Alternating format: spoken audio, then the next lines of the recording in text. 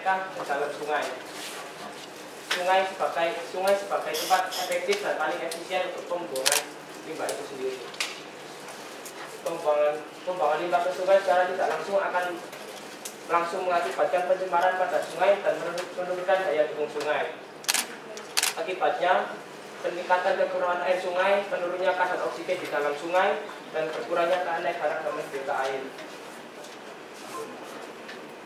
Masalah mengukur kualitas air di Sungai Ketapang, Surabaya menggunakan metode bioassessment sederhana yang menggunakan makroinvertebrata bentik untuk sebagai indikatornya. Tujuan kami adalah mengukur kualitas air di Sungai Ketapang dengan menggunakan metode bioassessment sederhana ini.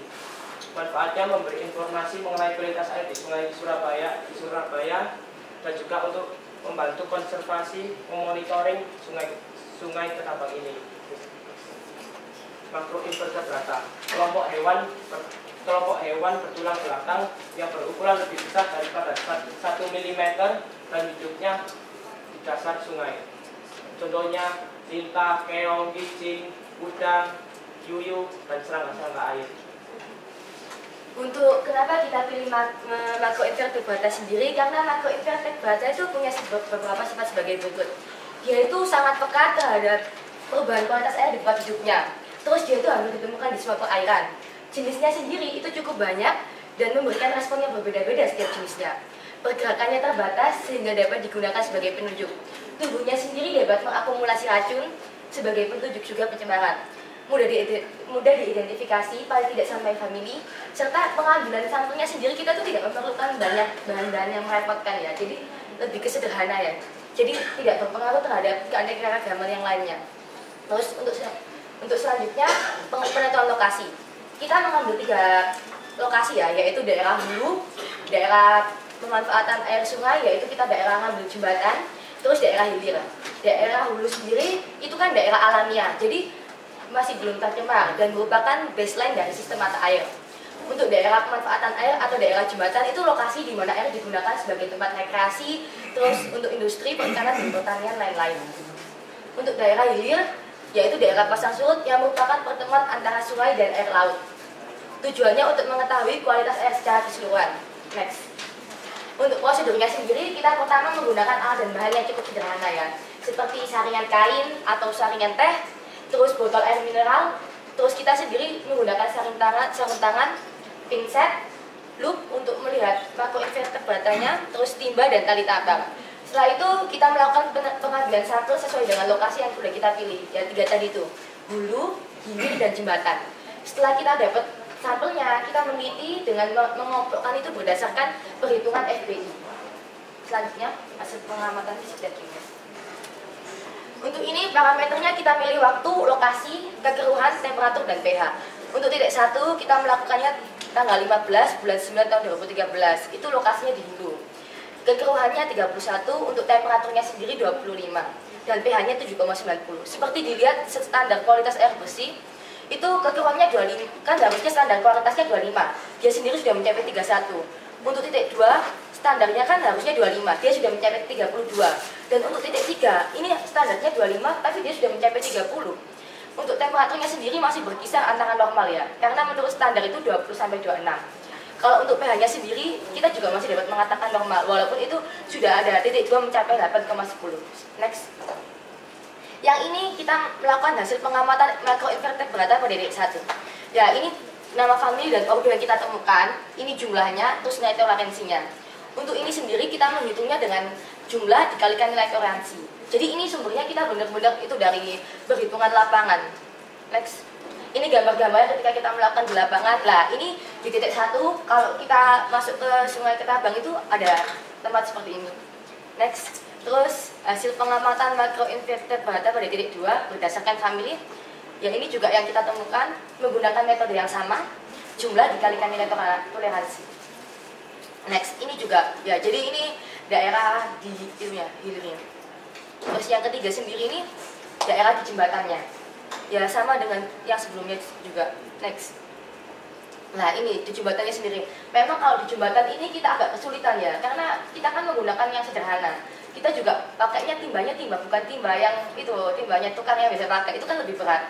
Jadi kita kesulitannya itu agak waktu kita ngambil air itu kurang bisa dalam, jadi bisa mungkin bisa mencapai tapi kurang maksimal. Oleh karena itu kita berharap ke depannya bisa dapat lebih bagus lagi. Terus untuk kesimpulannya sendiri, dari hasil perhitungan FBI yang kita dapatkan tadi melalui makro invertebrata bentik, nilai untuk FBI titik 1 adalah 5,82 dan untuk nilai FBI titik 2 adalah 5,96. Sedangkan FBI titik 3 6,07. Keberadaan kelompok famili Epemereptera, Plecoptera dan Trichoptera sendiri sudah sangat sulit. Nah, kelompok famili yang tadi itu merupakan kelompok yang sangat sensitif terhadap pencemaran.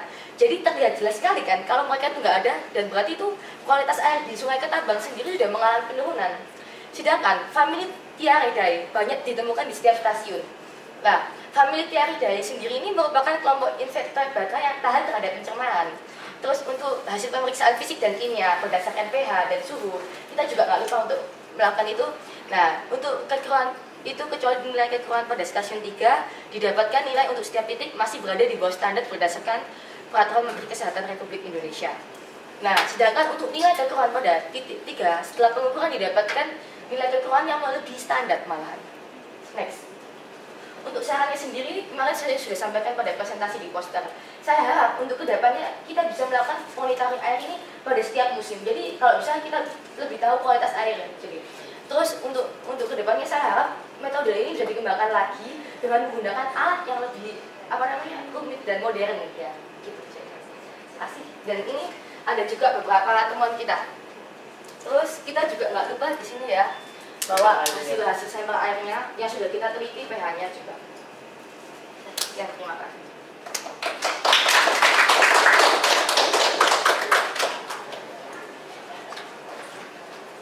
Oke, Pak Budi, masuk.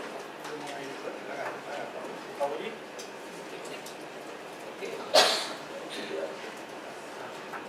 Ini tadi mau mencoba membuat suatu penyederhanaan gitu ya, jadi dalam rangka untuk bioassessment yang sederhana itu kayak gini. Sebenarnya yang rumit itu seperti apa sih?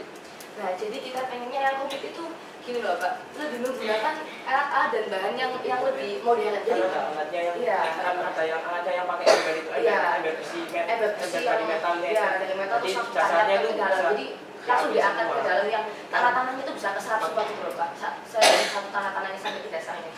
Jadi kan lebih maksimal hasilnya ke depannya. Enggak, itu kan kalau samplingnya kan, kalau hanya ngambilnya itu bukan metode bioassessment, itu kan metode pengambilan sampelnya. Jadi yang saya maksud gimana sih bedanya antara bioassessment yang sederhana dibandingkan bioassessment yang biasanya ada yang sesuai dengan. Nah, ini kan kalau kita mau meneliti itu kita mau membuat suatu hal yang baru untuk bioassessment dengan hanya memonitoring makhluk bintiknya tadi. Nah, itu aja yang titik beratnya. Kalau itu bisa digunakan memang benar, jadi nggak usah pakai alat-alat yang rumit dan sebagainya. Kalau itu bisa ketemu korelasi antara jumlah, misalnya ini jumlah bintik dengan kekeruhan dan sebagainya, dan itu selalu konsisten. Oh, itu udah bagus gitu. Jadi nggak usah hal yang lain. Makanya kalau harusnya kita tahu dulu yang seperti apa sih yang rumit, yang sederhana itu yang kita akan coba ini loh. Nah, terus dengan sederhana ini kita coba terus penelitian lebih lanjut. Nah, tadi mengenai kesulitan untuk sampling dan sebagainya itu jangan itu menjadikan alasan, karena yang kita akan teliti kan metodenya, bioassessment-nya ini, sehingga emang mungkin bisa juga samplingnya kita cari yang banyak aja sampelnya di beberapa tempat. Nah, nanti akan ketemu rata-ratanya seperti apa gitu. Tuh. Kemudian tadi kok sarannya malah harus pakai alat yang rumit dan modern. Saya kira nggak perlu ke sana, justru malah ini yang bioassessment ini yang harus kita hindari. Jadi mungkin di sini harus dibandingkan kalau yang rumit yang tidak sederhana, yang biasanya sesuai dengan standar Kementerian Kesehatan itu seperti ini ya. Nah, ini itu hanya salah satu untuk parameternya kan banyak. Mungkin parameter yang ini itu yang terus didalami ya. Itu dengan data-data dan sebagainya harus dilakukan. Ya, kasih. Masuk. Ya, jadi gini. itu kan bioindikator, itu yang maksudnya. Jadi kalau saya lihat banyak yuyu, sudah tahu pH tanahnya berapa, ada racun apa sudah tahu. Oh banyak kerang hijau, kerang darahnya nggak ada, saya udah tahu ini pencemaran apa. Itu kan maksudnya gitu. Iya. Iya kan? Iya. Iya. Itu apa itu yang dimaksudkan? Kok nggak kelihatan maksudnya tadi? Kesana larinya. Kok musuh pakai sampling sama kelihatan kok? Oh banyak ginjal, kita udah tahu apa. Bioindikator. Iya, jadi kita lebih mendalami ke itu loh Pak. Selain kita lihat ini ya, kita juga mau cari mengetahui keanekaragamannya gitu loh. Jadi maksudnya gini loh, kita juga mau menemukan jadi benar-benar dirinci gitu loh Pak. Kalau satu tempat keanekaragamannya lengkap banyak, kondisi itu bagus tidak?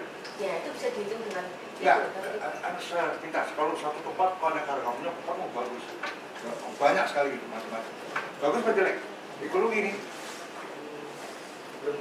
bagus, semua bisa hidup kok. Kan ini waktu kita di lapangan itu kan kita kan dapat yang IJU itu kan di atas, tapi yang kita belum dapat yang dasar. Ya, itu yang diambil sampel yang sederhana aja. Rock, wah banyak kerang hijau, kerang darahnya nggak ada. Kita udah tahu nih. Kalau satu tempat kerang hijaunya flare up banyak itu udah tahu. Yang lain nggak bisa hidup karena pencemarannya, kan gitu. Nah itu kan indikator. Apa itu yang dimaksudkan? Jadi, makasih. Atau bintik-bintiknya ya? Misalnya, atau bintik-bintiknya. Wah, kalau kepiting ada bintik-bintik ini, kita udah tahu. Nah, ada kenapa? Warna-warni.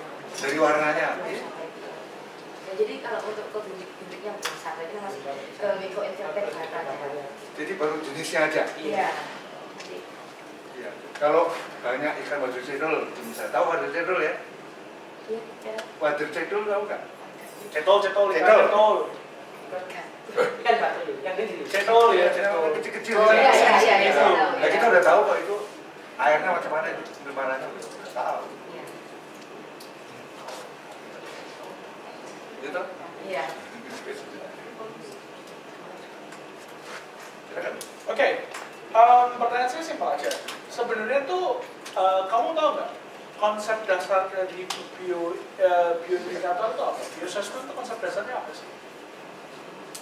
Apa sih ilmu pengetahuan dasar yang menyebabkan bioassessment itu ada? Kan sebenarnya paling enak itu bioassessment ya. Kamu bisa tahu ini hidup di sini. Oh kalau biasanya ini hidup di sini dan juga banyak artinya apa kayak yang Pak Asro bilang tadi. Tapi intinya yang sebelum kita nyampe ke sana deh, kita tanya dulu ilmu dasarnya dulu. Bioindikator, bioassessment itu apa sih dasarnya? Kenapa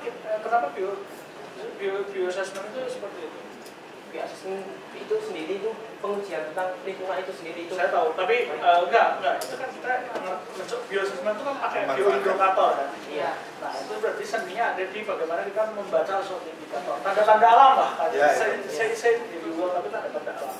Nah, membaca tanda-tanda alam kompetensi dasarnya apa? Yang harus ditentukan melalui keanekaragaman, jenis-jenis keanekaragaman hayati. Jadi kita harus bisa mengelompokkan untuk Bukan. kompetensi dasarnya kan ya. Keanekaragaman hayati ya justru kompetensi dasarnya, bukan apa dong? Gini, maksudnya mungkin jadi kita harus bisa mengelompokkan famili atau objeknya itu berdasarkan Yakin itu. Dan juga selain itu juga jadi ya ke situ lah. Bukan ekologi dari suatu ekosistem, itu dasarnya mengetahui bagaimana ekologi dari suatu ekosistem bekerja. Ya. Ya mungkin juga dari situ, tapi kan untuk pertama kalinya kan kalau kita mau tahu jumlahnya, untuk menghitung jumlahnya kan kita harus bisa. Oke, berarti ini dari ekosistem sungai apa? Sungai Ketapang. Itu kena polutan apa aja? Itu kan ada bangkai hewan berdarah panas, terus feces, terus sampah organik dan anorganik. Berarti organik ya. Nah kalau organik tinggi, itu artinya binatang apa yang bisa hidup di situ? Jadi kalau organik Tunggu, saya mau tanya dulu yang famili Ephemeroptera, Trichoptera, sama Trichoptera ini semua dekomposer sifatnya.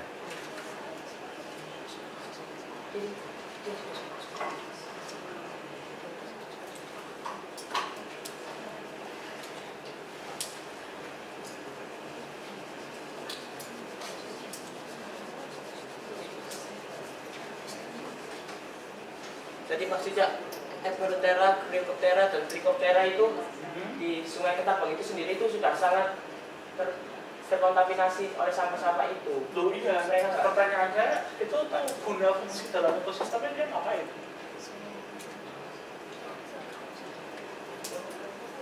Mendegradasi diri pathogen. Nah ya berarti dekomposer kan? Iya. Ya enggak? Iya. Lah kalau gitu harusnya kalau misalkan sampah limbahnya organik, berarti dekomposer harusnya banyak dong, bisa ditemukan di mana-mana dong. Tapi ini Apa pencemarannya ada logam berat juga, makanya ada yang nggak bisa hidup? Gimana? artinya yang bis. Apa ini salah desain researchnya? Bisa juga loh. Karena kalau desain researchnya salah, ini juga nanti kesimpulannya salah. Karena menurut saya harusnya desain researchnya kamu teliti dulu, ininya apa namanya pencemarnya apa aja, terus kamu cocokin yang kamu temuin apa, ini syarat hidupnya seperti apa dan bagaimana dalam kondisi mana dia flourish gitu. Ya nggak? Nah tapi kamu lakuin seperti itu atau enggak? Karena kan kalau kamu mau melihat bioindikatornya kan kamu harus tahu dulu yang tercemar apa aja gitu. Jadi kan ketika nanti misalnya kamu ditemukan di tempat lain, itu berlaku sentral. Hukumnya berarti dari sini kita ngelakuin risetnya agak induktif ya. Karena kan dalam satu khusus tertentu, kemarin nanti apa yang kita ambil sifat umumnya.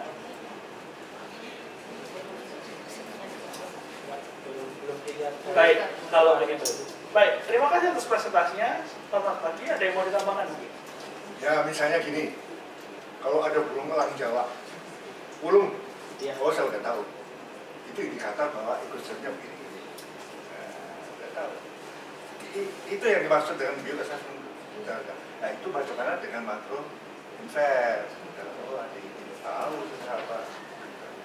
Oke, baik. Bentos itu apa sih? Nah, itu dulu. Sebenarnya yang paling penting kamu tahu dulu bentos itu apa. Bentiknya. Oh iya, tapi artinya apa bentos itu? Bentos itu apa? Nah, kalau nggak usah jawab sekarang kan ini. Pokoknya ini lebih ke sifat ini. Jadi saya mau ngomongin dari sifat-sifat ekologi dasarnya itu yang seperti itu. Baik, terima kasih atas presentasinya yang sangat baik.